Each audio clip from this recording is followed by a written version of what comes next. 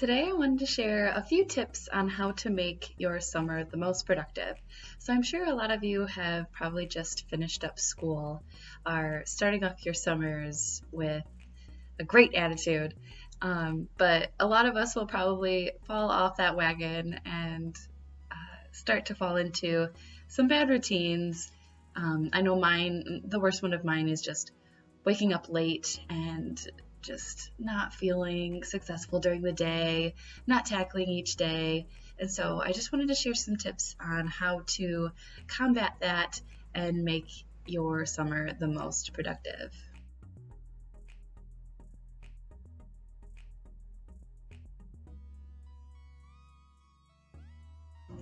So to start us off, I have a few things you can do every day over your summer.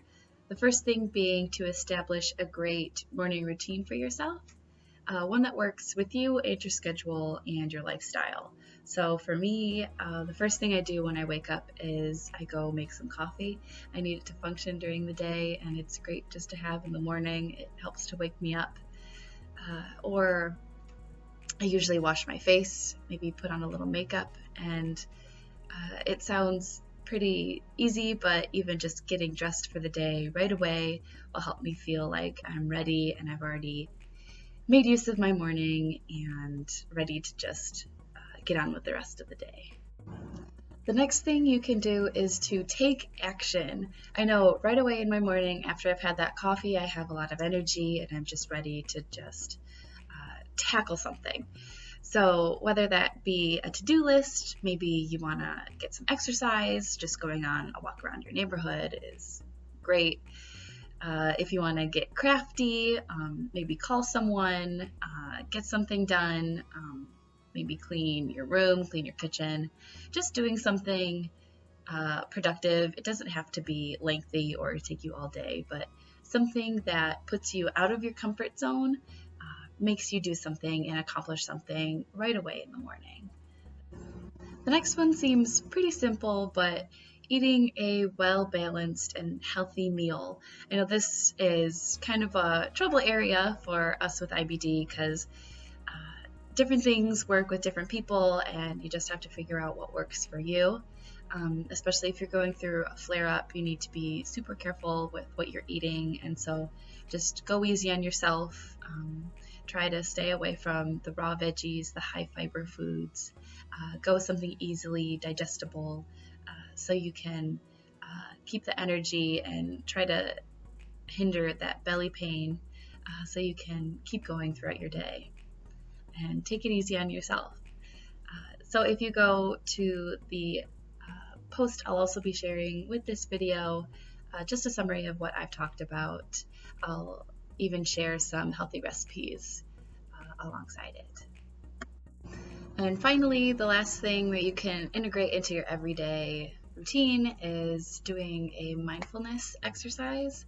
So whether that be just going for a mindful walk in your neighborhood, listening to music, doing yoga, or trying to do a guided meditative practice, I know this has been great for me just to refocus my mind and refresh my mind to think better. So if you're taking classes this summer, it can be a great way to refresh your mind and get back to it. Or just working this summer, or maybe you need a little breather and to recharge yourself, just relax and just take that moment for yourself and be present in that moment. All right, now I want to share just a few things that you could do over the summer just to make it a bit more enjoyable. The first one being volunteering your time. This can be a great way just to give back to the community and feel like you really accomplished something this summer. So do a little research, find something that interests you, just to give back. And in my opinion, it's one of the best ways to feel accomplished. The next being keeping a journal. I know I never thought of myself as the journaling type of person, but I found it to be really fun. It doesn't have to be this big event where at the end of the night you write down pages and pages of what you thought, what you ate, what you did that day. I know what I've done is I have this little journal where there's a question a day over the whole year, and there's spaces to do it for 5 years. And so you just write a couple lines each day. There's a question. They're really interesting questions. It doesn't take any time at all. I've actually put it into my own morning routine, and it's been a lot of fun. And the next thing you could do is just to choose a book for the summer to read.